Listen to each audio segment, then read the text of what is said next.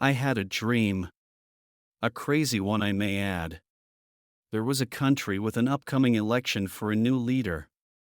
The current one was old and the opinion grew that he will not make it again. So the party changed their mind in the last minute and ran with a woman. That gave the opposition party a reason to debate who to run with. Woman, oh, no! There never has been.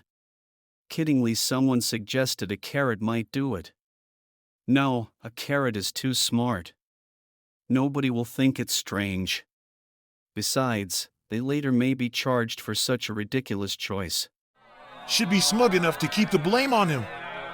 Let's look for someone who has the ugliest manners. Who lies without remorse? Who is the most ruthless with the ability to destroy the system for a long time? That there is no way back. And who is demented enough to not realize his doings? And who's to nuke the system that it may never come back to the old one, never to revive? And another one threw in. Nobody can blame us then. Their idle banter motivated a woman in the background to scold them. Do you know what you are talking about?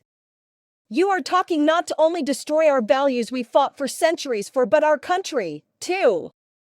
The debate was so heated nobody perceived her words. Nobody had a thought about the consequences. The ramblings drifted off to a kind of reality show. The day of the election arrived and the result was? Guess who won? A blending of the carrot and the meanest person they knew.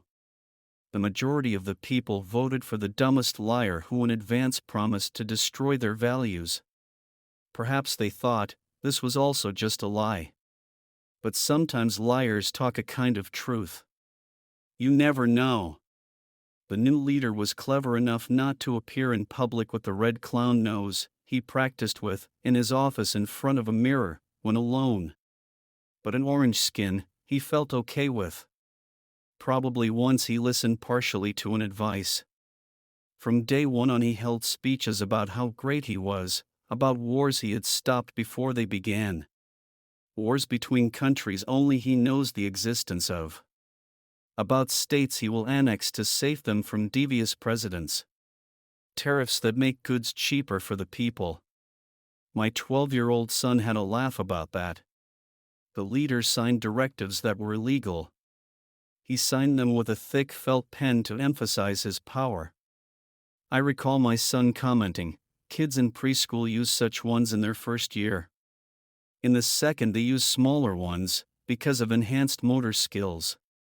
One of the first things the new leader did was to install a second clown jumping on the stage, showing Nazi salute and grinning like a lunatic gone astray. You ask who the first one was? You cannot imagine it? The second in command. In my dream he was a greater crook than his boss, if possible. He was a loudmouth. His parents had failed to teach him at least a tiny bit of behavior. Laws were only suggestions to the three psychos. Why bother? God stands above law. He makes the rules. And guess who pretended to be God? There were now a trinity of jerks in charge thinking they rule the world. Pretending they are God, or at least God sent. And a lot of people believe them. See what religion can induce. The Christian God should be on alert by now. Later there followed a press conference. The leader was asked, "Why do you not respect our Constitution? "What is Constitution?" The ground rules of our country, our ancestors created in 1787.